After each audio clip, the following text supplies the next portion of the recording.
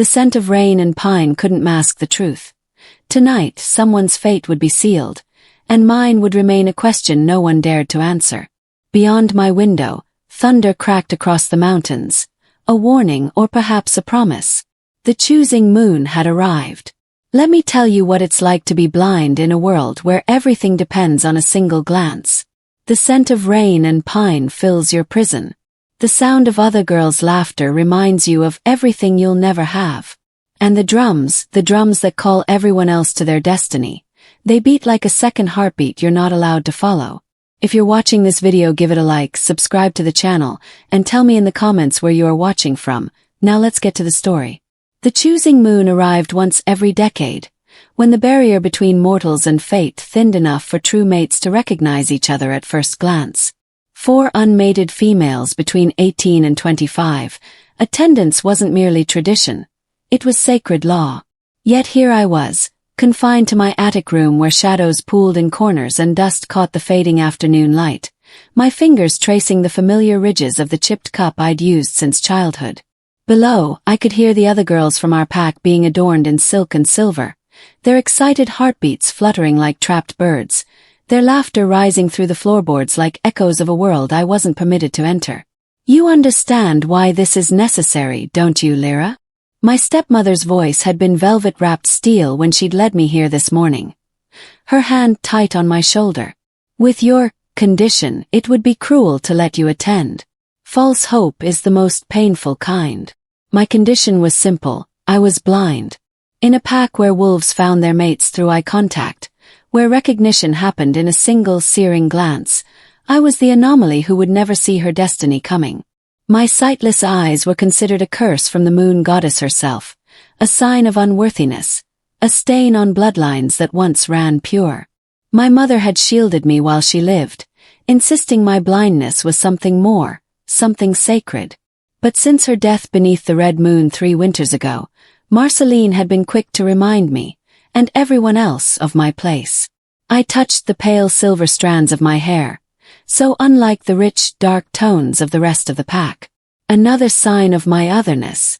Another reason to keep me hidden. On my bedside table sat my only inheritance, my mother's silver pendant, engraved with a crescent moon cradling a star. The eyes may fail, child, she had whispered before the fever took her when I was just 15, but the soul never loses sight of truth.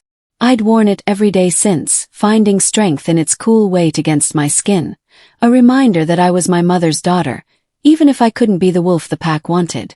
The clamor below grew louder as twilight approached.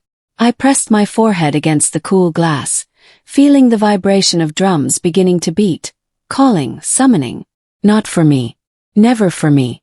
A soft knock at my door startled me from my thoughts. Lyrra.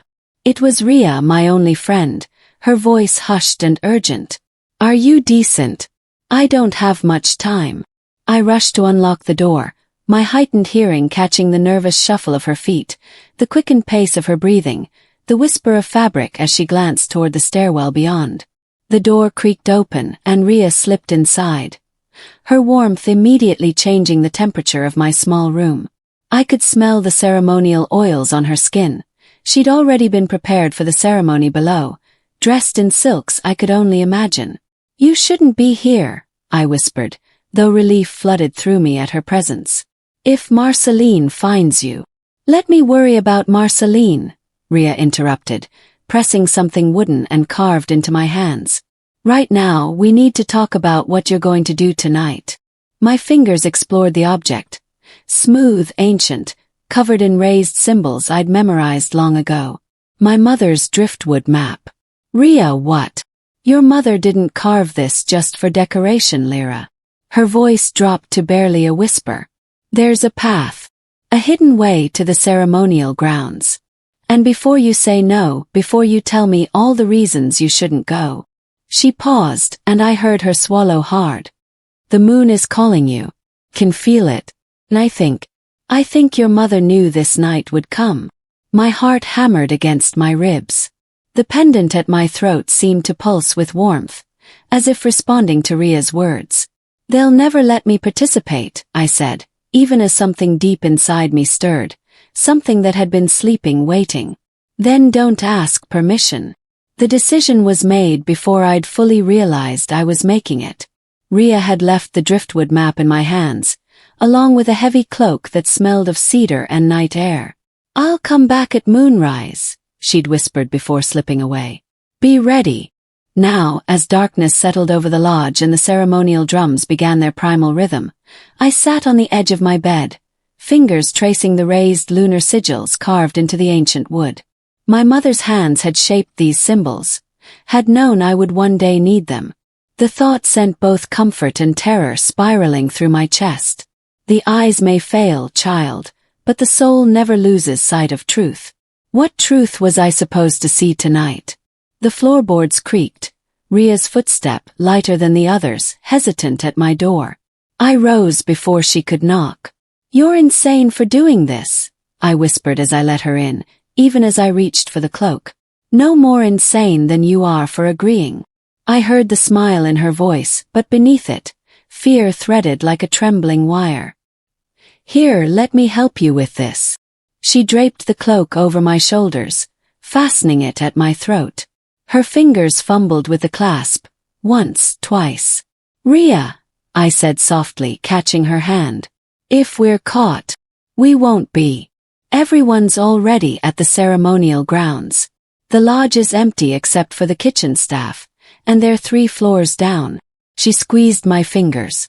"Lyrra, I've been watching you sit in this room for 3 years, listening to life happen without you. Your mother was the moon seer. Your bloodline carried the goddess's gift. Marceline can call you cursed all she wants, but I know what I feel when I'm near you. Power, humming just beneath your skin like a song the rest of us can't quite hear." My throat tightened. What if you're wrong? What if I'm just broken? Then we'll be wrong together. Her voice turned fierce. "But Lyrra, the moon is full tonight. Can't you feel it? The pull." God's help me, I could. It had been building all day, a tide rising in my blood, a vibration that started in my bones and radiated outward until my sightless eyes ached with phantom silver light. "Show me the path," I whispered. The secret passage began behind a loose panel in the lodge's eastern wall, revealed when Lyrra pressed the carved moon symbol my mother had marked. Cool air rushed in, carrying the scent of earth and growing things, of freedom I'd almost forgotten existed. "The map shows a trail through the old forest," Lyrra murmured, guiding my hand to the wall. "Can you feel the grooves? Your mother carved directional marks into the wood. Follow them, and they'll lead you to the ceremonial grounds from the north side, where the trees are thickest." My fingers found the first symbol, a crescent moon pointing left. Then another, deeper in the passage, a star indicating forward. My mother had made a path for the blind, encoded in touch and intuition. "You're not coming with me?" I asked, though I already knew the answer. "I have to join the other females, or my absence will be noticed." "But you..." She pressed something into my palm, a small vial warm from her pocket. "Anointing oil. If anyone questions you, tell them you're a late offering from the outer farms. The ceremonial guards won't look too closely in the dark, especially with your hood up." "Lyrra, go!" Her voice cracked. "The drums are getting louder. The presentation is about to begin." She squeezed my shoulder once, and then I heard her footsteps retreating, leaving me alone in the passage that smelled of secrets and soil. I pulled the hood low over my face and stepped forward into the dark. The world opened to me in ways it never had before. Each step along the hidden path brought new sensation, the kiss of moss beneath my feet, damp and yielding. The whisper of leaves overhead, speaking in rustles and sighs. The drums, no longer muffled by stone walls, now pulsed through the earth itself, vibrating up through my legs and into my chest until my heartbeat synchronized with their ancient rhythm. From. But there was something else. Something I'd never felt with this intensity. Silver light bloomed behind my eyes. Not vision, but awareness. I could sense the trees as towering columns of living energy, their roots singing beneath the ground. I could feel the small creatures of the forest, their quick bright fear and curiosity like sparks in the dark. And ahead, growing stronger with every step, I felt the moon. Felt. It was a presence, vast and feminine and patient, watching me with the weight of eternity.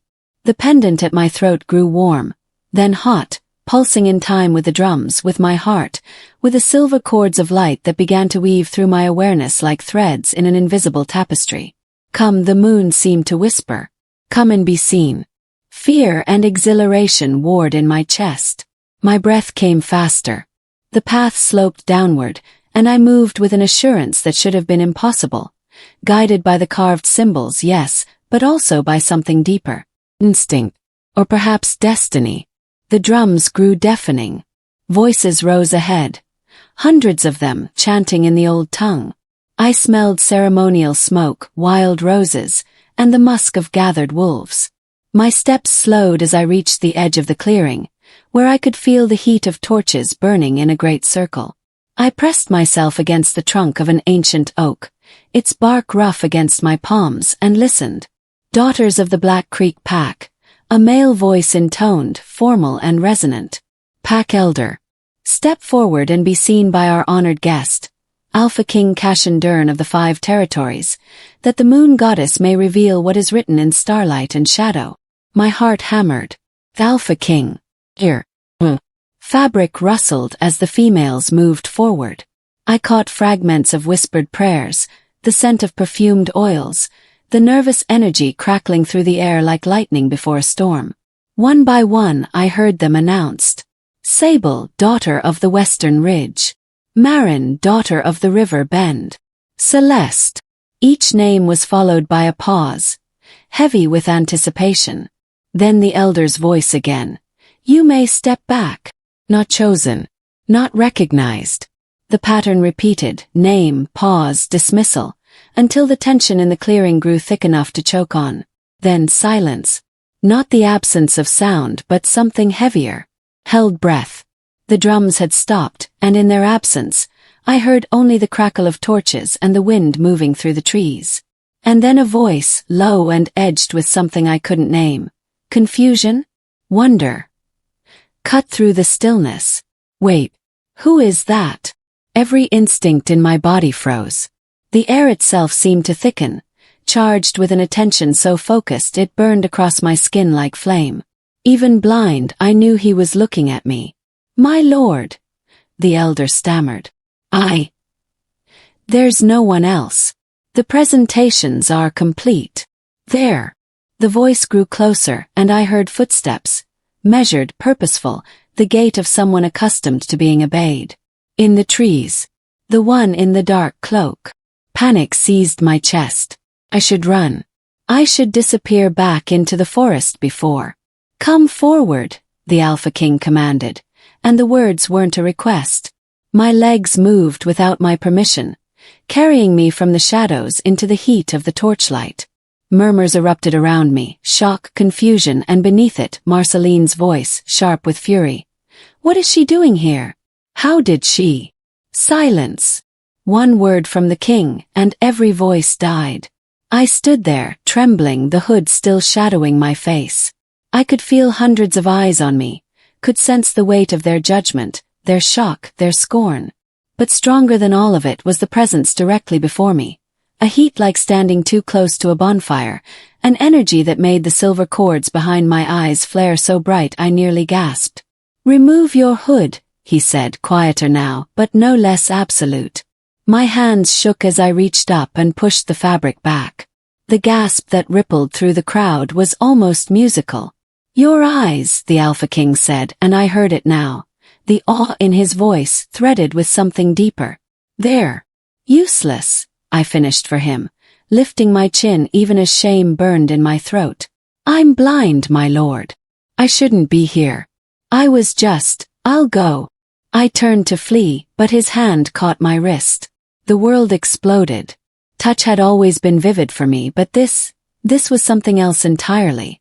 The moment his skin met mine, a surge of heat flooded through my body, a tidal wave of sensation so overwhelming I couldn't breathe. The silver light behind my eyes erupted into a vision, not of the clearing, not of the present moment, but of something else.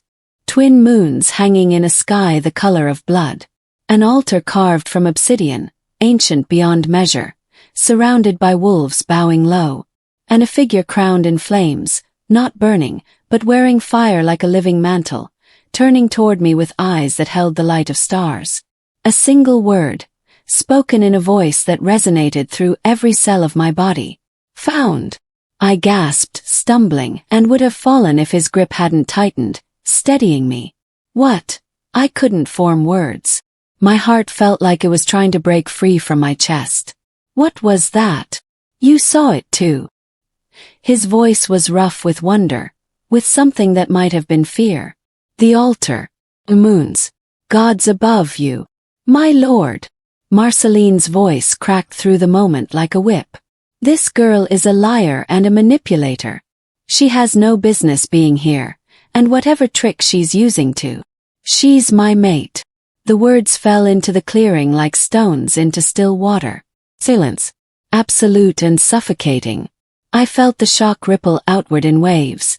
Disbelief, outrage, confusion. But the Alpha King's hand remained on my wrist. His thumb pressing against my racing pulse as if to confirm I was real. That's impossible, someone breathed. She's blind, another voice hissed. The choosing happens through sight. No. The king's voice cut through every protest. It happens through recognition. And I recognize her. My knees threatened to give out. This couldn't be happening. This was a mistake, a cruel joke the goddess was playing. I was the cursed one, the shameful one, the girl who couldn't even shift properly. My lord, with respect, the elder said carefully. Perhaps you're mistaken. The girl is damaged. Her bloodline. Her bloodline, the Alpha King interrupted, and I felt him move closer, felt the heat of him like standing in sunlight. Carries the mark of the Lunaris line. Look at her eyes. Silver-veined. Like the old legends speak of. Legends are just stories. And this girl is my mate. His voice dropped to something dangerous. Blind or not, cursed or blessed, the moon has chosen. Would you question the goddess herself? Silence again, but this time laced with fear. I stood there, shaking, unable to process what was happening. His mate. The Alpha King's mate. Me. Had to be a mistake. I tried to pull my hand away, but he held firm. My lord, I think you're confused. I'm not, I can't be. Look at me, he said softly. I can't, I whispered. I'm blind. Then feel me. Tell me what you sense. I didn't want to. Every instinct screamed at me to run, to hide, and to return to my attic where the world made sense even if it was small and painful. But his hand on my wrist was an anchor, and the silver chords behind my eyes were singing so loudly I couldn't think past them. So I reached out, not with my hands, but with whatever sense the moon had awakened in me. And I felt him. Not his physical form but his essence. Strength like mountains, yes, but beneath it, loneliness that mirrored my own. A burden carried so long it had become part of him. And deeper still, a spark of recognition, as if some part of him had been waiting, searching and incomplete. Till now. I feel. My voice broke. Feel like I know you. But that's impossible. I've never. The bond doesn't lie, he said, and his thumb traced a gentle circle against my pulse point. Neither does the moon. Behind us I heard movement. Guards stepping forward, Marceline's furious whisper, the crowd stirring with agitation. The moment was fracturing, reality crashing back in. I pulled back, and this time he let me go, though I could feel his reluctance like a physical thing. This is witchcraft, Marceline spat. She's ensnared him with some. Enough. The Alpha King's command echoed across the clearing. I don't care what accusations you want to throw. I don't care about your politics or your prejudices. She is mine. The word sent a shiver down my spine. Possessive, absolute, terrifying. The pack will never accept, someone began. The pack, he interrupted, voice cold as winter, will accept what I tell them to accept. I am Cashin Dern, Alpha King of the 5 territories. My word is law. Horror and exhilaration warred in my chest.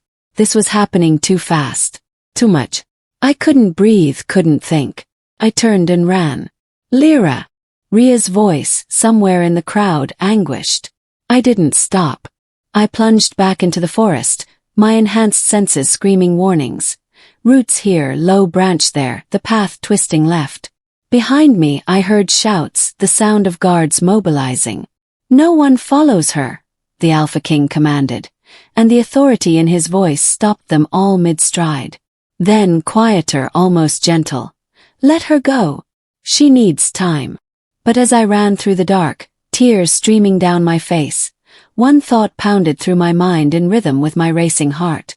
The Alpha King has claimed me. The Alpha King has claimed me. The Alpha King has claimed me. And I had no idea if I'd just been saved or doomed. I made it back to the lodge's hidden passage and collapsed against the wall inside, chest heaving, the driftwood map falling from my shaking hands. The silver light behind my eyes was fading, but the memory of that vision remained. The twin moons, the altar, the voice that had said found with such certainty it had carved itself into my soul. My fingers found the pendant at my throat, still warm, still pulsing with residual energy. The eyes may fail, child, but the soul never loses sight of truth. What truth, mother? I whispered into the darkness. What did you know?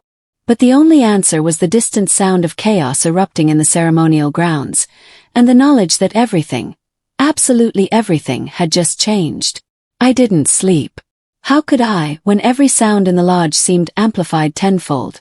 Marceline's sharp voice echoing through the halls, my father's heavy footsteps pacing outside my door, the whispered conversations that carried words like disgrace and witchcraft and how dare she.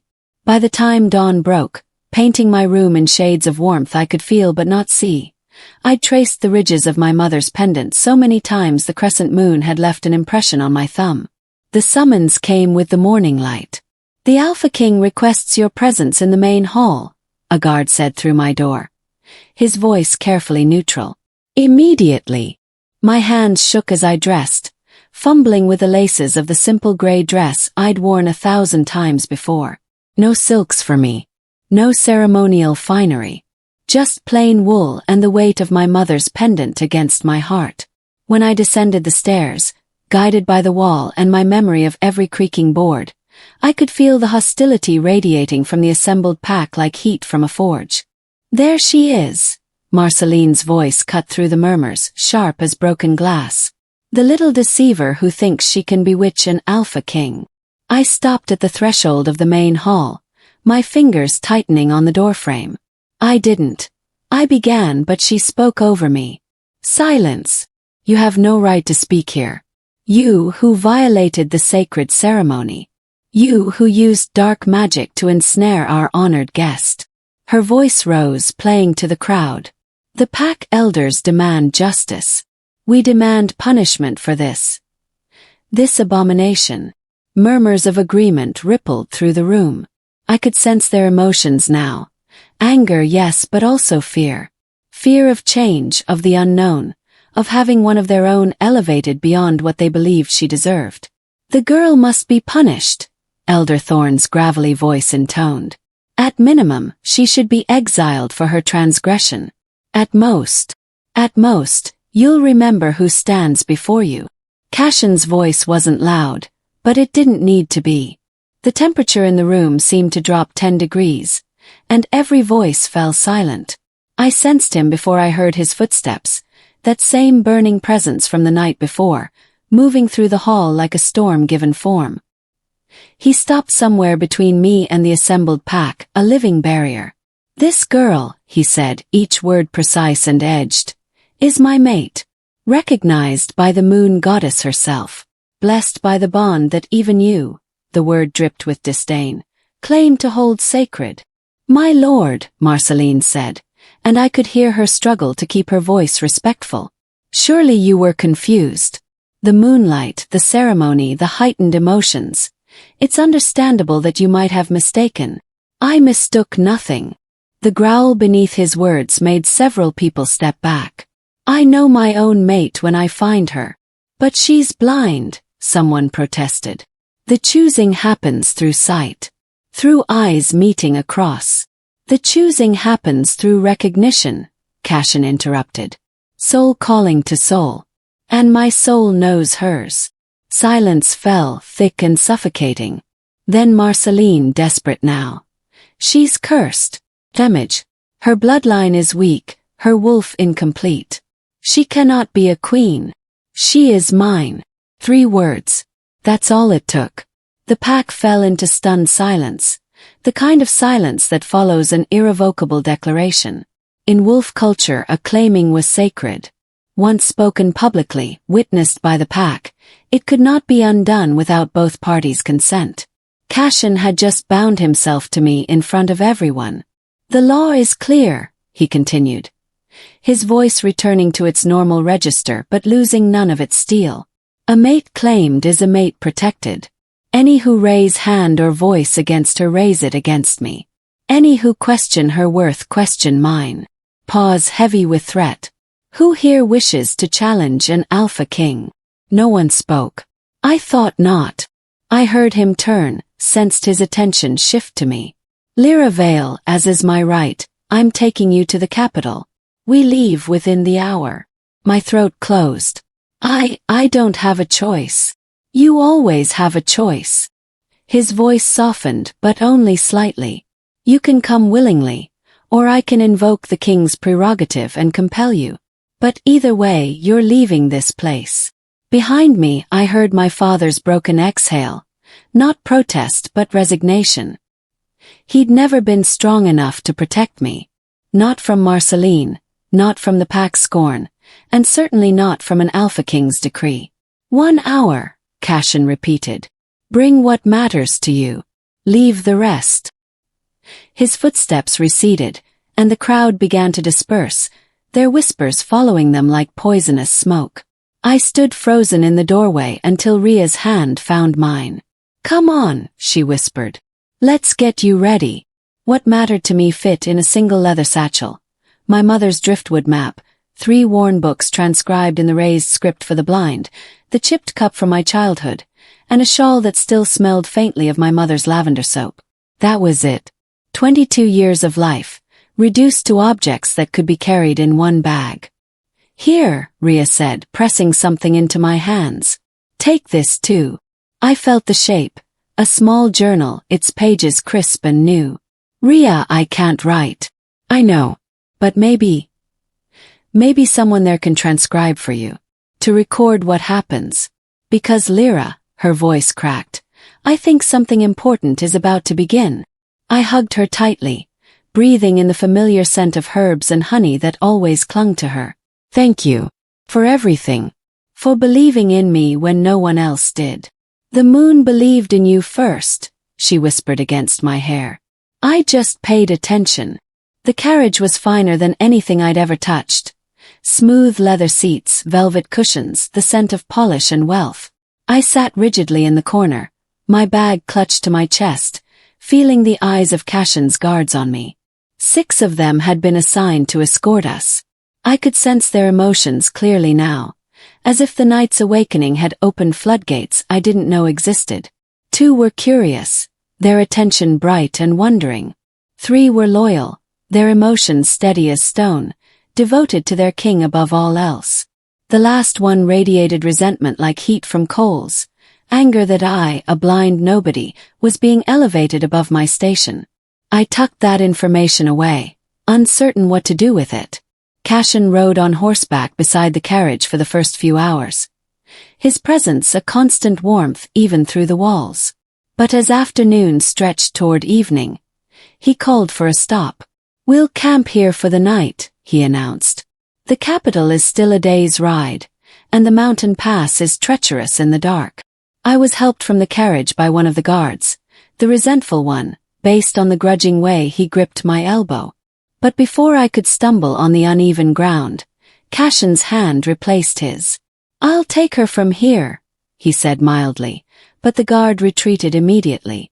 I can walk on my own, I said, trying to ignore how my skin tingled where he touched me. I'm sure you can. But the terrain is rough, and I'd rather not have my mate twist an ankle before we reach the palace. Me mate. The words still felt surreal. He guided me to a fallen log near where I could hear the crackle of a fire being built. Sit. You must be exhausted. I was, though I'd never admit it. I'm fine. Lyrra. He sat beside me, close enough that I could feel his warmth, smell the scent of pine and leather that clung to him. You don't have to pretend with me. I'm not pretending. I broke off, unsure how to finish. Terrified. Overwhelmed. Confused about why the most powerful wolf in the 5 territories had bound himself to someone broken.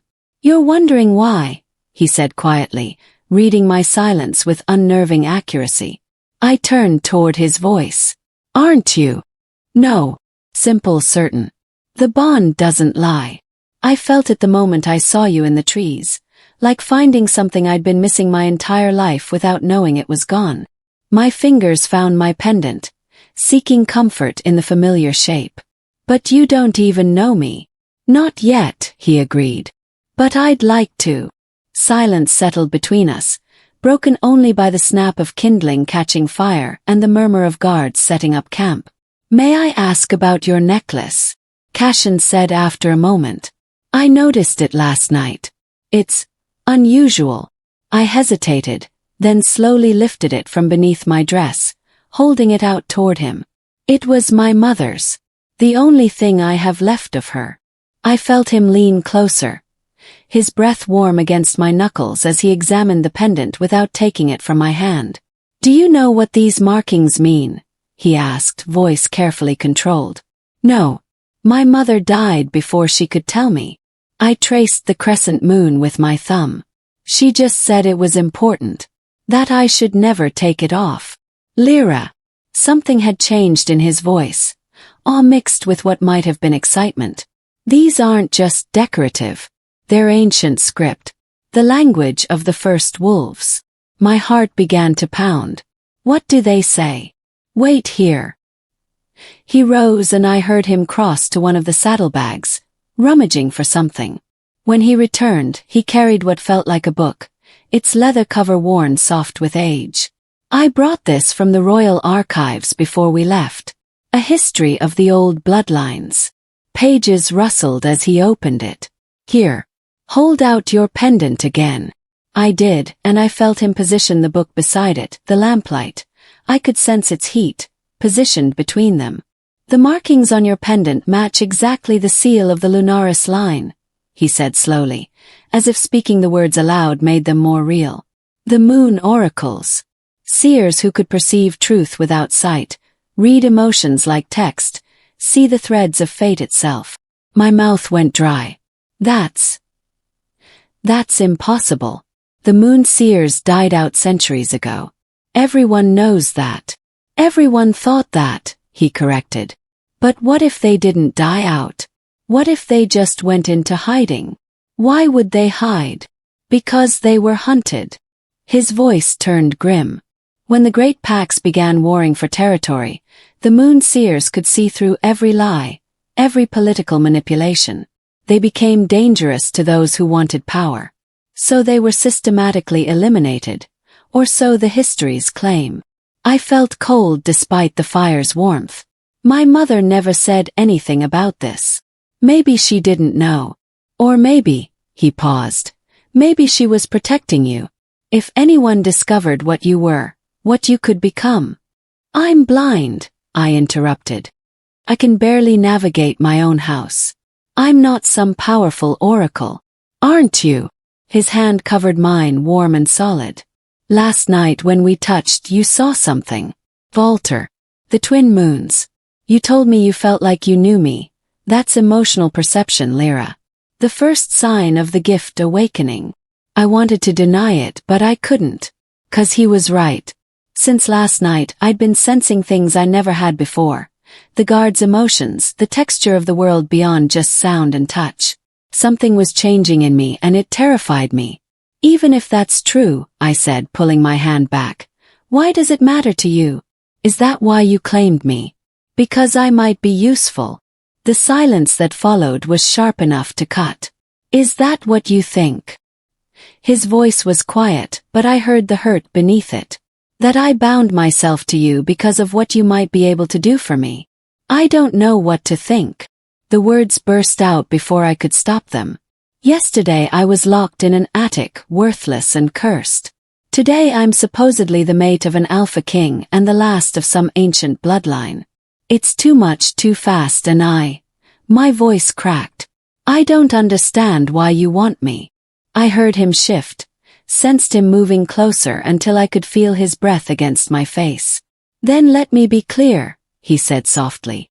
The bond called me to you before I knew anything about pendants or bloodlines. Before I understood what you might become. It called me to you, the woman brave enough to sneak into a ceremony she'd been forbidden from attending. The woman who ran through the forest blind but unafraid. The woman who stood in front of her pack's scorn with her chin raised and her spirit unbroken. His hand cupped my cheek, thumb brushing away a tear I hadn't realized had fallen. Yes, if you're truly a moon seer, that knowledge is valuable. My kingdom has been poisoned by lies and rebellion, and your gift could help me root out the traitors before they destroy everything I've built. But Lyrra, his voice dropped to barely a whisper, I would want you even if you had no gift at all, even if you were exactly what they called you, cursed and powerless. Because my soul knows yours, and that's enough. I couldn't speak, couldn't breathe. The sincerity in his voice was overwhelming, and through our touching skin, I could feel his truth, solid and unwavering as bedrock. I'm scared, I finally whispered. So am I. The admission surprised me. I've led armies and ruled territories, but I've never had a mate before. Never had someone who could see past the crown to whatever lies beneath. It's terrifying. Despite everything, I almost smiled. The great Alpha King afraid of failing you. Absolutely. His thumb traced my cheekbone. Of not being worthy of what the moon has given me. Every moment. The vulnerability in his words cracked something open in my chest. Some defensive wall I'd been building since the moment he'd claimed me. I don't know how to be a queen, I admitted. I don't need a queen. I need a partner. Someone who sees truth when everyone else sees only what they want to believe. He paused. Someone like you. We sat there as the fire burned low and the guards settled into their watch rotations. Cashin didn't move away, and I found I didn't want him to. His presence was becoming familiar, not comfortable yet, but no longer quite so frightening. Tell me about the capital, I said eventually. What's it like? He described it in careful detail. The white stone walls that caught the moonlight, the gardens fragrant with night-blooming flowers, and the great hall with windows positioned to let in the dawn. He spoke of his people, his responsibilities, and the weight of a crown that had been placed on his head too young when his father fell in battle. And I listened, building a picture in my mind, feeling the edges of this new life taking shape. As the moon rose high above us, painting the camp in silver light I could sense but not see, Cashin's voice grew quiet. Lyrra. Yes. You think your blindness makes you weak. I stiffened, old wounds reopening. Everyone does. Everyone is wrong. His hand found mine, fingers interlacing with a sureness that sent warmth flooding through me. The moon goddess doesn't curse, Lyrra. He transforms. Your blindness forced you to develop senses the rest of us ignore. To hear deeper, feel more, perceive what lies beneath the surface. You're not broken. You're refined. Tears pricked my useless eyes. That's a lovely thought, but it's not a thought. It's truth. He squeezed my hand gently. You think your blindness makes you weak, Lyrra Vale. The moon thinks otherwise, and so do I. The words settled into my chest like seeds taking root. For the first time since this chaos began, I let myself consider the possibility that maybe, just maybe, he was right. That the curse I'd carried my entire life might actually be the foundation of something greater. That the girl locked in the attic might become the woman who stood beside a king. That blindness and sight weren't opposites, but different facets of the same truth. Thank you, I whispered. For what? For seeing me. The real me. His hand tightened on mine. Always. And in the silver moonlight, with the guards' quiet conversations murmuring around us and the future looming like an uncharted path, I let myself lean against his shoulder and believe him. The Lunareth citadel announced itself through sensation before sound. A shift in the air, cooler and carrying the scent of stone and starlight, of ancient magic woven into mortar and moonbeam. "We're approaching the gates," Cashin said from his horse beside the carriage. I heard the pride in his voice, the way it softened with something deeper. "The outer walls are white marble, quarried from the northern peaks. They say on full moon nights they glow silver." I pressed my fingers to the carriage window, feeling the vibration of hoofbeats change as we passed from packed earth onto cobblestone. The sound echoed differently here. Grander, more imposing. Even blind, I could sense the sheer scale of what surrounded us. "The main gates are opening," one of the guards murmured, awe threading through his words despite having surely seen this 100 times before. And then we were inside. The sounds multiplied. Fountains splashing in courtyards, the flutter of banners in the wind, voices calling out in greeting.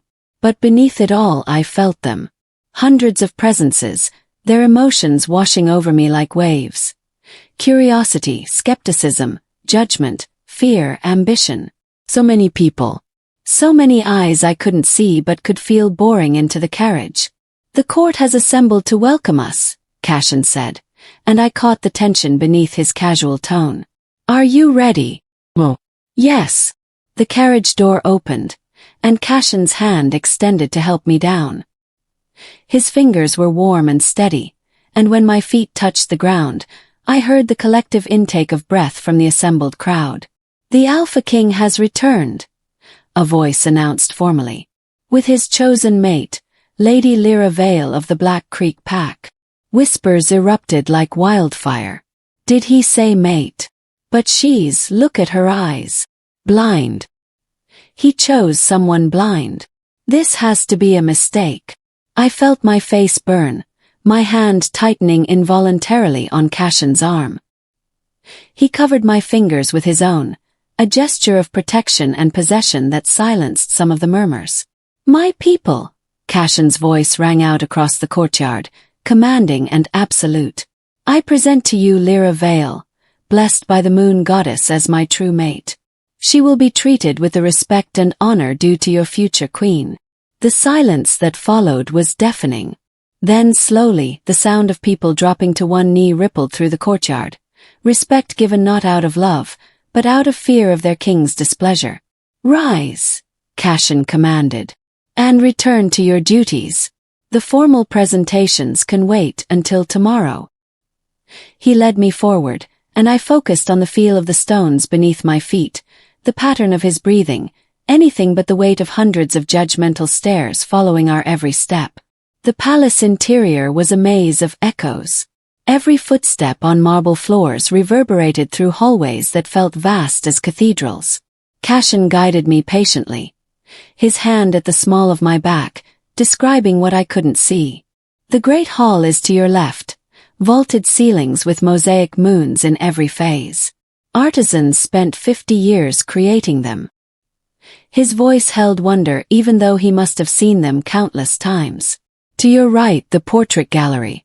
Every Alpha King since the founding, watching over their descendants. Do they approve?" I asked quietly. He paused, considering. "My father would have. He believed the moon knew better than we did." Would have. Past tense. The grief in those words was old but not healed. "And the others? The others valued power and purity of bloodline above all else." His hand tightened slightly on my back. "They would have questioned. But they're dead and I'm not." We climbed a winding staircase, I counted 73 steps, and emerged into what felt like a different atmosphere. Warmer. More intimate. "The royal wing," Cashin explained. "My chambers are at the end of this hall. Yours are." He hesitated. "The Queen's suite is adjacent to mine, connected by a private door. But if you'd prefer more distance." "It's fine," I said quickly, though my heart hammered at the thought of being so close to him. "I trust you." The words surprised us both. "Do you?" he asked softly. I turned toward his voice, wishing I could see his face, read his expression the way others could. I'm trying to. That's enough. For now. He led me through a doorway into what must have been my new chambers. The air smelled of beeswax and lavender, and I could sense the spaciousness, so different from my cramped attic room. There's a balcony through those doors, Cashin said, his voice shifting as he moved around the room. It overlooks the palace gardens. The night-blooming jasmine should be opening soon. You'll be able to smell it from here. I heard him cross to what sounded like a window, opening it. Immediately, cool evening air rushed in, carrying the promised scent of jasmine mixed with rain-soaked earth. Come here, he said gently. I navigated carefully toward his voice, hands outstretched until my fingers found what felt like a doorframe. He guided me through onto the balcony, and the scent intensified. Not just jasmine but roses, honeysuckle, herbs I couldn't name. The gardens were my mother's pride, Cashin said, standing close behind me. She designed them to bloom at night, so the moon could witness their beauty. She sounds wise. She was. Sadness colored his tone. She died bringing my sister into the world. I was 12. I turned toward him, reaching out instinctively. My hand found his chest, felt his heartbeat strong and steady beneath my palm. I'm sorry. It was a long time ago. But his hand covered mine, holding it against his heart. Though I think she would have liked you. She always said the moon values what we cannot see. Courage, compassion, truth. The invisible things that matter most. We stood there in the jasmine-scented darkness, the space between us charged with something I didn't quite understand but couldn't deny. I felt him lean closer, his breath warm against my forehead, and my own breathing stuttered. My lord! A voice shattered the moment like dropped glass. Cashin pulled back, tension flooding his body. What is it? A man appeared in the doorway. I sensed his presence, frantic and apologetic. Forgive the interruption, but urgent news from the Eastern Territories. Commander Theron requests immediate counsel. Cashin's hand fell away from mine, and I felt the shift in him, from the man who spoke of his mother's gardens to the king who commanded armies. I have to go, he said quietly, regret threading his words. Will you be all right? I can have one of the maids. I'll be fine, I assured him, though part of me wanted to ask him to stay. Go. Your people need you. He hesitated, then his lips brushed my forehead, quick and warm. I'll return as soon as I can. And then he was gone, leaving me alone on the balcony with the scent of jasmine and the ghost of almost kisses lingering in the air. A maid arrived shortly after. Sarah, she introduced herself, young and nervous. I'm to help you settle in, my lady, she said, her anxiety palpable even without my enhanced senses. Though I confess I'm not sure. That is, I don't know how to. How to help someone who can't see. I finished gently. I didn't mean any offense. None taken. Just describe where things are as you show me. I'll learn the layout quickly enough. She did her best, guiding me around the suite, and I memorized it all. 32 steps from the bed to the balcony doors, 18 from the bed to the bathing room, the writing desk positioned beneath a window that faced east to catch the sunrise I'd never see. Will you need help dressing for dinner, my lady? Sarah asked. There's dinner. The council requested a formal meal to welcome you. The king agreed before he was called away. She hesitated. Though if you'd rather not attend. Every instinct screamed at me to hide, to claim exhaustion and remain safely in these chambers. But I'd spent too many years hiding. I'll attend, I said, lifting my chin. Help me choose something appropriate. The council dinner was a trial by ordeal. I sat at Cashin's right hand. His chair stood empty, still dealing with whatever crisis had called him away, and felt the weight of noble attention like physical pressure. Lady Lyrra, a woman's voice said from across the table, honey-sweet and sharp as a blade. How fascinating that the king chose someone so unique. You must tell us how you managed to catch his attention. I sensed the trap in her words, the derision masked as curiosity. The moon decides such things, I replied carefully. I'm as surprised as anyone. Indeed. A man this time, his voice oily with false politeness. Though one must wonder if the moon was clouded that night. No offense intended, of course. Of course, I echoed, knowing full well offense was exactly what he intended. The meal continued in this vein. Veiled insults, probing questions, whispered conversations just loud enough for me to hear. But something strange was happening. The more they spoke, the more I began to feel the texture of their words. It started as a subtle awareness, a discordant note when someone's tone didn't match their emotion. Then it grew stronger, until I could sense the lies like sour chords in a symphony. Simply worried for the kingdom's future. Lie. She was worried about her own diminished influence. Only want what's best for our king. Lie. He wanted power for himself. Sure, she has many hidden talents. Truth but laced with mockery. The emotions built into a cacophony until my head pounded with it. I reached for my water glass and misjudged, knocking it over. Wine spilled across the white tablecloth like blood. Silence fell. Forgive me, I managed, heat flooding my face. Not at all, someone said smoothly. Too smoothly. I felt the satisfaction radiating from them, proof of my inadequacy on full display. I think I need some air, I said quietly, rising on shaking legs. Allow me to escort you, my lady, a voice offered. Younger, male, and radiating something that felt almost like kindness. I'm Lord Evander. I know these halls can be overwhelming. He guided me from the dining hall, and I sensed the stares following us, the resumed whispers the moment we were out of earshot. Thank you, I said when we reached what felt like a quieter corridor. They're not always so cruel, Evander said apologetically. They're just afraid. Change is difficult for them. And you're not afraid. Terrified, he admitted with a soft laugh. But my mother taught me that fear is often just another word for lack of understanding. Perhaps if they took time to know you. Lord Evander. A new voice, cold and commanding. The king wishes to see you. Immediately. Evander's emotion shifted. Sudden anxiety spiking through his previous calm. Of course.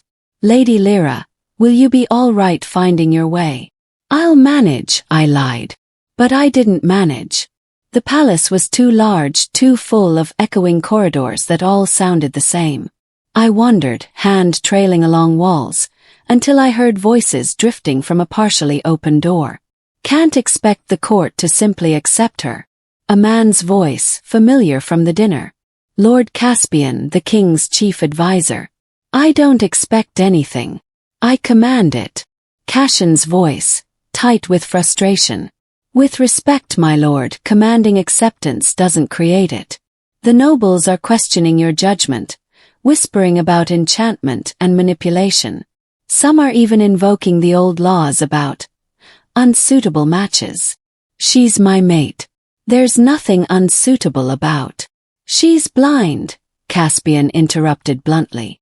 She can't fulfill the ceremonial duties. She can't. She can do more than you know, Cassion cut him off. More than any of them know. Then, you mean the bloodline. The Lunaris gift. My breath caught. I pressed closer to the wall, knowing I should leave but unable to move. If she truly is a moon seer, Cassion said slowly, she could identify the traitors in our midst. The rebellion has eyes and ears everywhere, Caspian. We can't root them out because we don't know who to trust.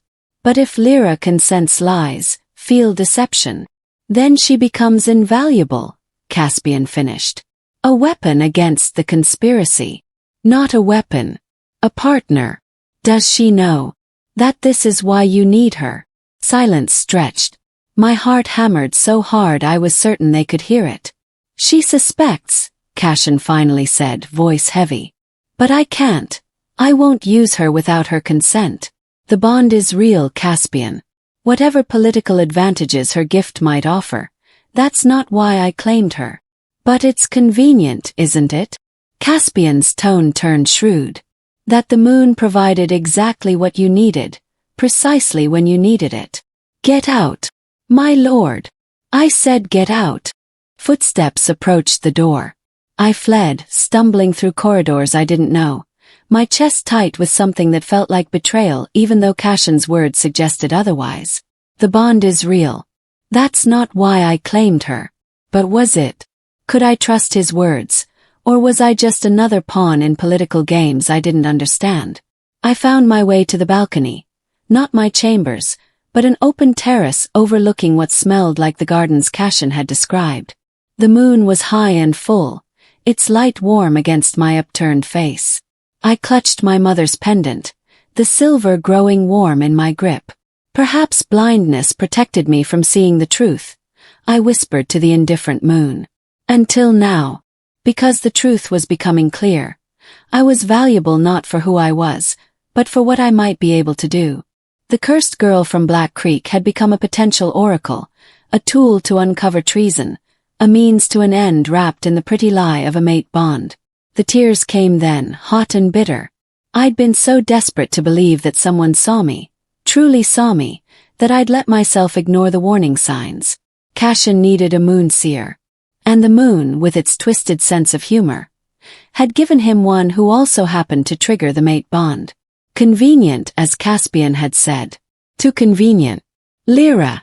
I spun toward Cashin's voice, hastily wiping my eyes. What are you doing out here? Sarah said you left the dinner. He stopped. You're crying. What happened? Did someone hurt you? The genuine concern in his voice made it worse. I wanted to believe it was real, but how could I know? How could I ever know what was truth and what was strategy? I'm fine, I lied, turning back toward the gardens I couldn't see. Just overwhelmed. It's been a long day. Lyrra. He moved closer. I felt his hand reach for my shoulder, then hesitate. Talk to me. Please. Why? The word came out sharper than intended. So you can assess how well your oracle is adapting. Make sure your weapon against the rebellion is settling in properly. The silence that followed was absolute. You heard, he said finally, voice carefully neutral. Enough. I faced him, even though I couldn't see his expression. Enough to understand why you really claimed me. Why you need me. I claimed you because you're my mate. How convenient that your mate happens to possess exactly the gift you need to save your kingdom. My voice rose despite my efforts to control it. Tell me, Cashin, if the bond had called you to someone powerless, truly cursed and useless, would you have claimed them? Or would you have found a way to refuse? That's not fair. Fair. I laughed bitterly. Nothing about this is fair. I went from being a burden in one pack to being a tool in another. At least in Black Creek, they were honest about what they thought of me. That's not what you are to me. Then what am I? Challenged. Your mate. Your oracle. Your secret weapon. All three. Tell me the truth, Cashin. For once, just tell me the truth. He was quiet for a long moment. When he spoke, his voice was rough with emotion I couldn't quite parse. The truth is I don't know how to separate them anymore, he admitted. The truth is yes, I need your gift. My kingdom is tearing itself apart from the inside, and I can't see the enemy because they wear friendly faces. The truth is when Caspian suggested we could use you to identify traitors, part of me, the part that's been fighting this war for 5 years, felt relief. Each word was a small knife. I'd asked for honesty, and here it was, sharp and painful. But the truth is also this, he continued, and I felt him step closer.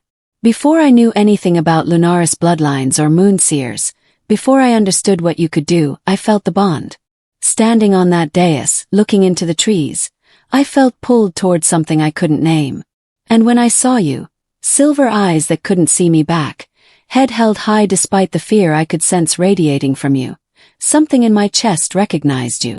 His hand found mine tentative. I won't lie and say your gift isn't valuable. It is. I won't pretend I don't hope you'll help me save lives by uncovering treason. Do. But Lyrra, his voice dropped to barely a whisper, I would want you even if you could do nothing. Even if the bond was all we had and your gift never manifested.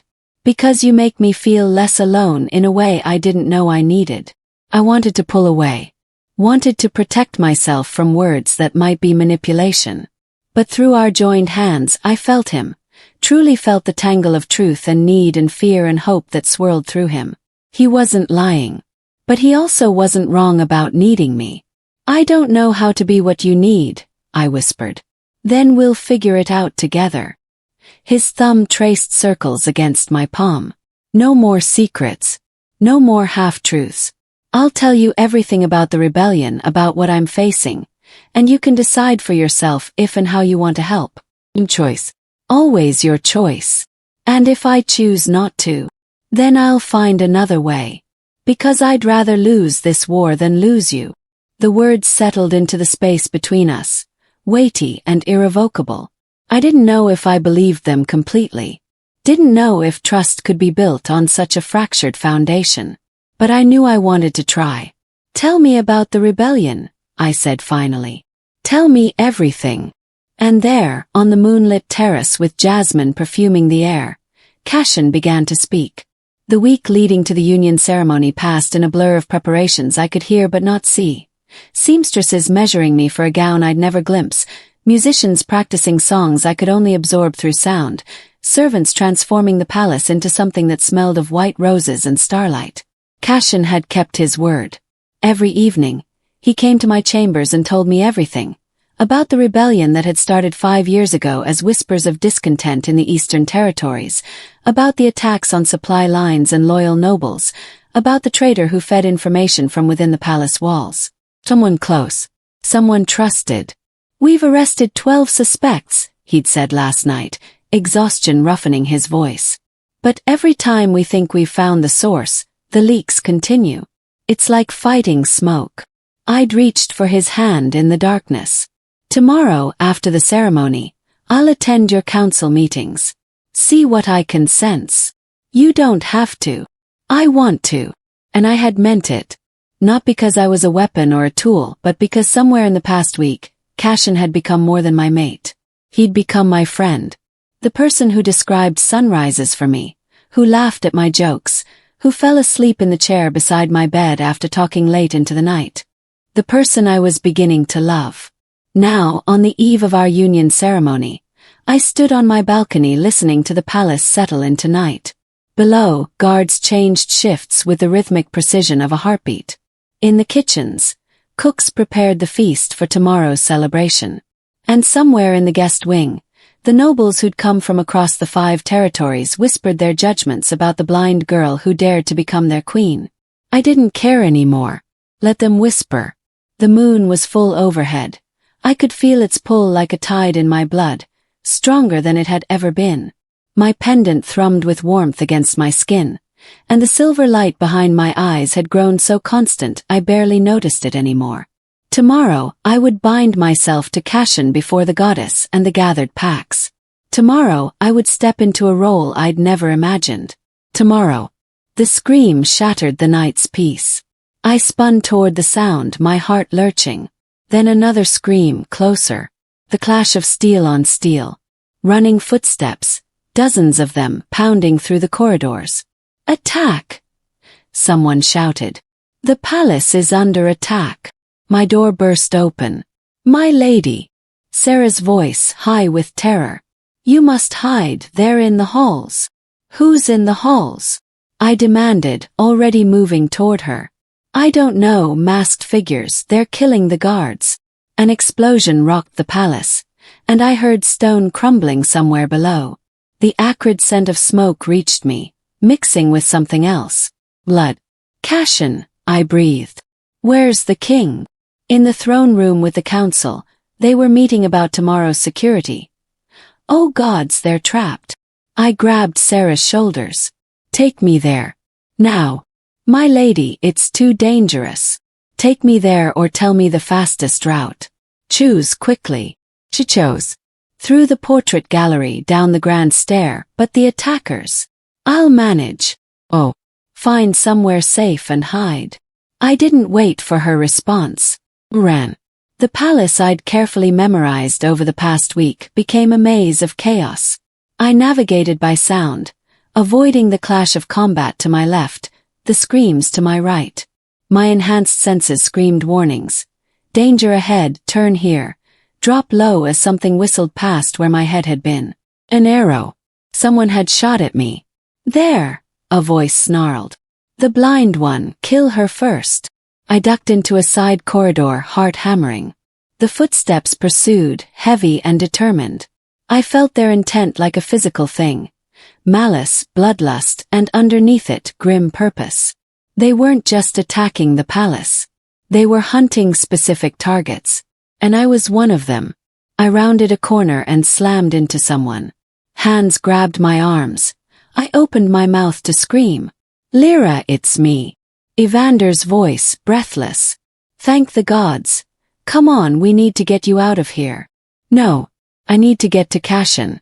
The throne room is surrounded. There are at least 20 attackers between here and there. You'll never make it. Then help me. I grabbed his shirt. Please. I have to reach him. Something in my voice must have convinced him. This way. There's a servant's passage that opens near the throne room. If we're lucky. We ran together, Evander guiding me through passages I'd never known existed. Behind us, the sounds of battle grew louder.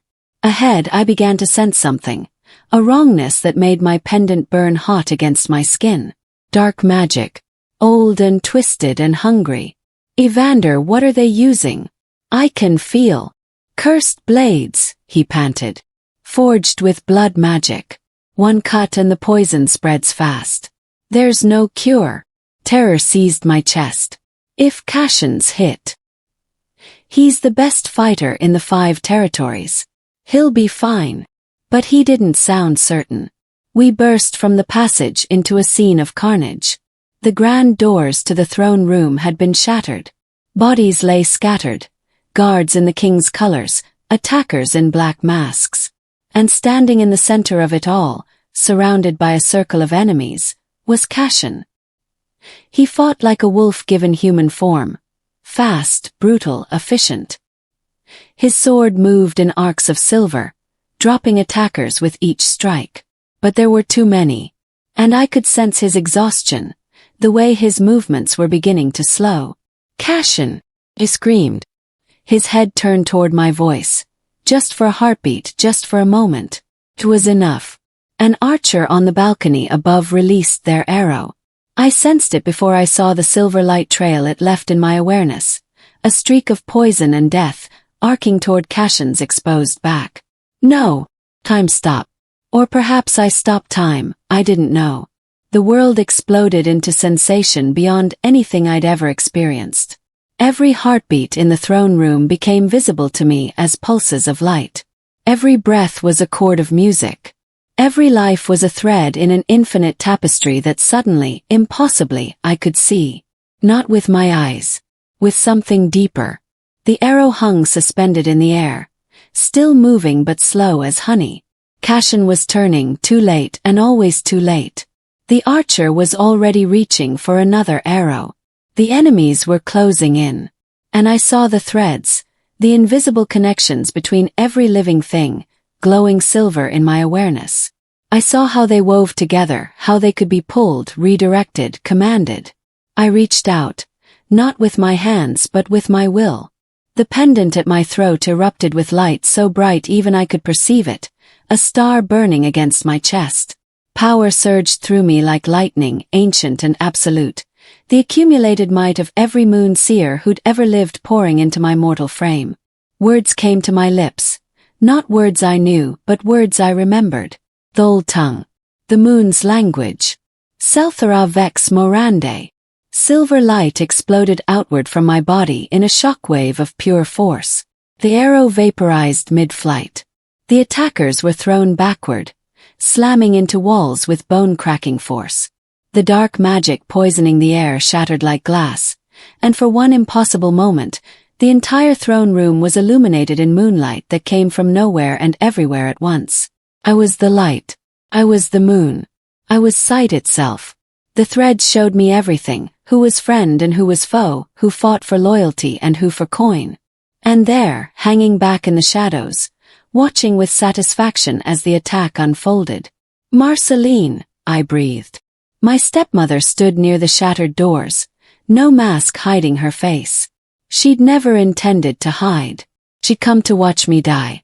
Clever girl, she said, her voice carrying across the sudden silence. Your mother's gift finally woke. Too bad it won't save you. She raised her hand, and I felt the gathering of dark magic, so much darker than the cursed blades, older and more terrible. Where had she learned such power? Lyrra, get down. Cashin's voice hoarse. But I didn't get down.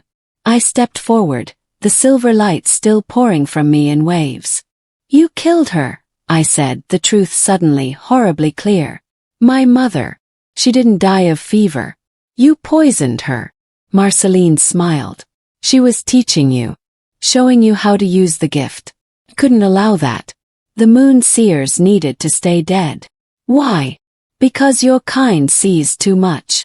The words came out in a snarl. You would have exposed me, exposed the rebellion, and ruined everything. So yes, I killed her. And I've been planning to kill you since the day you triggered that damned bond with a king. You were supposed to die forgotten in that attic, not become a queen. She released the dark magic, a bolt of shadow aimed at my heart. I didn't think. It simply was. The silver light around me condensed into a shield, and the shadow shattered against it like water on stone. Then I reached out with those invisible threads and pulled. Marceline gasped as her own magic recoiled, wrapping around her like chains. She fell to her knees, struggling against bonds only I could see. Guards! Cashin's voice rang out, rough but commanding. Take her. And anyone else still standing who wears black. But I barely heard him. Because in using that much power, in pulling those threads, I'd seen something else. The poison arrow hadn't missed. It had grazed Cashin's shoulder. Barely a scratch, but enough. The dark magic was already spreading through his blood, visible to me as black veins creeping toward his heart. Cashin! I stumbled toward him, the silver light flickering. You're hurt. It's nothing, he said, but I heard the lie in his voice, felt the pain radiating from him. The poison, I whispered, my hands finding his face. I can see it. It's spreading. There's no cure. There's me. I didn't know if I could do this. Didn't know if the power flooding my veins was enough. But I had to try. I pressed my hands to his chest, over his heart and pushed. The silver light flowed from me into him, seeking out the dark poison. It was like trying to grasp smoke. The dark magic slipped and slithered, fighting my attempts to contain it. But I was relentless. I chased it through his veins, his muscles, his bones, burning it away with moonlight until, the last of it, coiled around his heart like a serpent. I poured everything I had into that final push.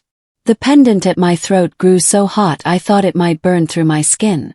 Words in the moon tongue spilled from my lips. A prayer or a command or perhaps both. The poison screamed, I heard it somehow, a sound like tearing fabric, and then it was gone. Dissolved. Cleansed. I sagged against Cashin, the power draining out of me like water from a broken vessel. Lyrra. His arms came around me, holding me upright. Lyrra, look at me. Can't, I murmured. Blind, remember. No. His voice was filled with awe and something that might have been reverence. You're not. I felt his hand cup my face, tilting it up toward his. Your eyes, he breathed. They're glowing. Silver light like twin moons.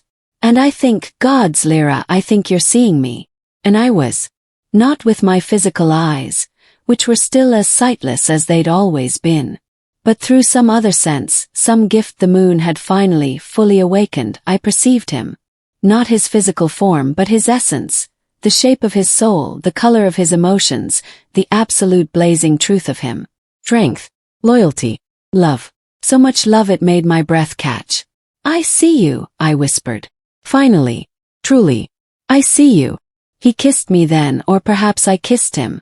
It didn't matter. Our lips met, and the bond between us flared bright enough to illuminate the entire throne room. I felt it snap into place like the final piece of a puzzle, our souls recognizing each other in a way that went beyond sight or sound or any mortal sense. Not by the moon's decree alone, but by choice. By love. When we finally broke apart, I became aware of the others. Guards standing in stunned silence, prisoners bound and kneeling, Evander staring with his mouth open. And Marceline, magical chains still holding her. Hatred burning in her eyes. "It doesn't matter," she spat. "Kill me if you want. The rebellion has already won. You have no idea how many of us there are. How deep we've burrowed into your precious court. This was just the beginning. Then I'll find them all," I said quietly.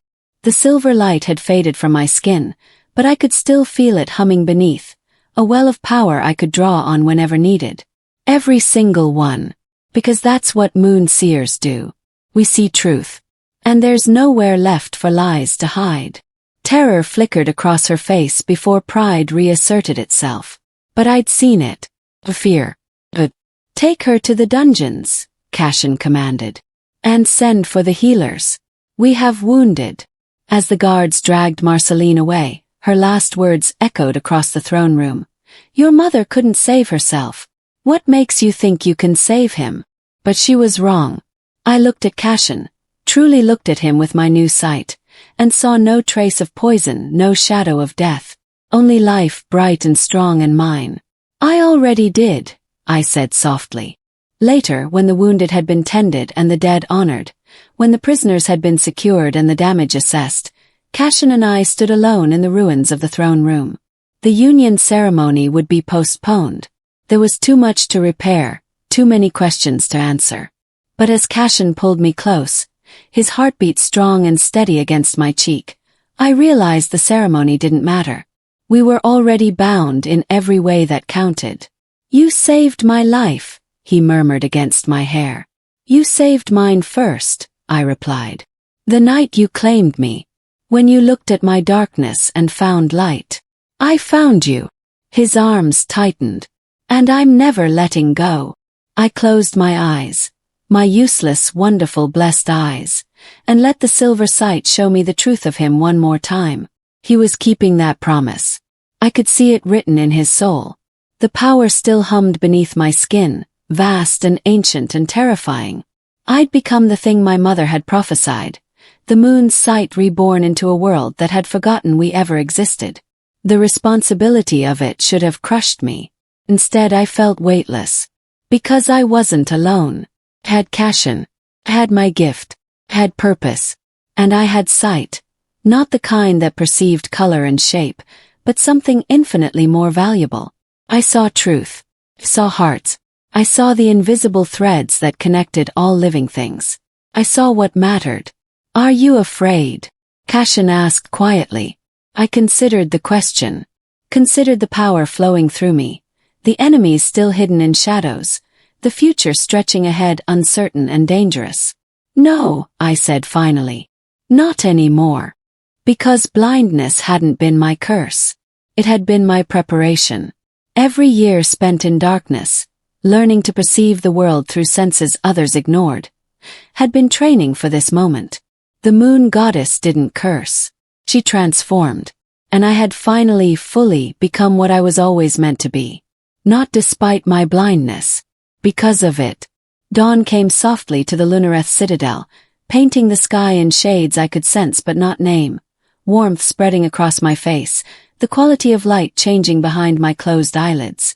I stood on the eastern balcony of my chambers, breathing in air that still carried the faint scent of smoke from last night's battle, mixed now with a clean promise of morning. Behind me, I heard Cashin's footsteps. I'd learned the rhythm of his walk, could distinguish it from any other in the palace. "You're up early," he said, his voice rough with exhaustion. Neither of us had slept. "So are you." I turned toward him, and even without my enhanced sight fully engaged, I could feel his presence like warmth from a fire. "How many did we lose?" 17 guards. For servants who were in the wrong place at the wrong time. The grief in his voice was palpable. But it could have been so much worse. "If you hadn't," Don't. I reached for his hand, finding it unerringly. We both did what we had to do. His fingers interlaced with mine, and I felt him studying me in the growing light. Your eyes are still glowing, just slightly, like starlight beneath water. I touched my face self-consciously. The power had settled somewhat after last night's explosion, but I could still feel it humming beneath my skin, a constant awareness of the world that was both exhilarating and overwhelming. Is it always going to be like this? I asked quietly, sensing everything, everyone, feeling the truth beneath every word, the emotion behind every breath. I don't know. He pulled me close, resting his chin atop my head. But we'll figure it out together. Below us, the palace was already stirring. I could sense the servants cleaning up debris, the guards doubling their patrols, the healers tending to the wounded. And deeper in the dungeons I felt the prisoners, 37 of them including Marceline, their fear and rage a discordant chorus. She asked to see me, I said. Marceline. The guards told me this morning. Cashin tensed. You don't have to. I know. But I think I need to. I tilted my head back toward him. I need to understand why. Why she hated me enough to kill my mother. To want me dead. Some people don't need a reason beyond fear, he said softly. Fear of what they don't understand. Of what threatens their vision of how the world should be. The moon sears, I murmured. She said we see too much. And she was right to fear that. You exposed her in minutes. Imagine what you'll uncover as your gift grows stronger. His hand cupped my cheek. The rebellion's days are numbered now. Every traitor hiding in plain sight, every lie told in council chambers, none of it can hide from you anymore. The weight of that responsibility settled over me like a mantle. I never wanted to be a weapon. You're not a weapon. You're a light in the darkness. There's a difference. I leaned into his touch, drawing strength from his certainty. When will they be ready? For the ceremony. 3 days. The priests need time to reconsecrate the sacred grounds after the dark magic that was used. The nobles need time to arrive. The attack delayed many of them. He paused. And I thought you might need time to adjust. To being a moon seer. To being remarkable. I heard the smile in his voice. Though I suspect you always were. The rest of us just couldn't see it. 3 days passed in a strange blur of activity and stillness. I spent hours with Cashin in council meetings, my new sight identifying 3 more conspirators among the nobles. Their lies tasted like ash on my tongue, their deceit visible as dark threads in the tapestry of truth I could now perceive.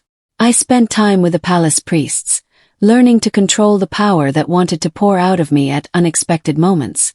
They taught me breathing techniques, meditation practices, ways to dim the constant awareness so I wasn't overwhelmed by the emotional symphony of thousands of souls. And I spent 1 painful hour in the dungeons, facing Marceline through iron bars. You look different, she said when the guards brought me to her cell. More than just the glowing eyes. You carry yourself like her. Like your mother. Is that why you killed her? I asked quietly. Because she reminded you of your own inadequacy. Marceline laughed, bitter and broken. Inadequacy? No, child. I killed her because she was dangerous. She saw through my husband's affection to the ambition beneath. She knew I'd married him for status, not love. She was going to expose me, have me cast out. So I acted first. You poisoned her over wounded pride. I poisoned her to protect my future. The words came out in a snarl. And then you, her cursed blind little whelp. You survived when you should have faded away. Every day you existed was a reminder of her. A threat that one day you might awaken as she had, might see what I'd done. She pressed against the bars. So yes, I wanted you dead. I needed you dead. And I still do. I looked at her, truly looked with the sight that perceived soul-deep truth, and saw not a monster, but a woman so consumed by fear and ambition that she'd hollowed herself out. There was nothing left inside her but resentment and rage. Felt pity. I won't execute you, I said softly. Her eyes widened. What? Cashin wanted to. The law demands it for treason and murder. But I asked him to show mercy instead. I touched the pendant at my throat, my mother's last gift. You'll spend the rest of your life in this cell, Marceline. Alone with your choices. That seems punishment enough. You think you're better than me, she spat. You think mercy makes you righteous. No. I think mercy makes me free. I turned to leave. You spent your life consumed by fear of being exposed, of losing what you'd taken. I won't let you poison my future the way you poisoned my past. So I'm letting you go. Not releasing you but releasing my anger. You can't hurt me anymore. I walked away from her screaming, my heart lighter than it had been in years. The night of the union ceremony arrived with a moon so full and bright that even I could sense its radiance. A weight of silver attention focused on the palace, on the sacred grounds where hundreds had gathered. Sarah helped me dress in a gown that felt like liquid moonlight against my skin, soft and flowing. She wove silver thread through my pale hair, fastened my mother's pendant at my throat. What do you see? He asked softly, sensing my awareness shifting. Everything, I whispered. And nothing. The truth that matters and the truth that doesn't. The way love makes us brave enough to be vulnerable, and vulnerability makes us strong enough to love. I turned in his arms, reaching up to touch his face, memorizing the shape of him not with sight, but with something deeper. I see us, I said. Today, tomorrow, years from now. Still standing here, still choosing each other when we could choose comfort or safety or certainty. Still seeing each other when the rest of the world sees only what they expect to find. Always, he promised, and kissed me beneath the watching moon. When we finally pulled apart, I rested my head against his chest and listened to his heartbeat, steady, strong, and utterly mine. Somewhere in the palace, servants cleaned and prepared for tomorrow. Somewhere in the dungeons, Marceline raged against bars that would never open. Somewhere in the territories, the rebellion plotted its next move, unaware that every lie they told would now be visible to the moon's sight. But here now, on this balcony bathed in moonlight, there was only peace. I had been blind, and the world had called it a curse. But the moon had known better. My sightless eyes reflected silver radiance. Not loss but transformation. Not disability but divine vision. Not an ending but a beginning. I was Lyrra Vale, moon seer and queen. I was blind and I saw everything that mattered. I was loved and I was free. And that, I thought as Cashin's arms tightened around me and the moon blessed us with her ancient light, was more than enough. It was everything.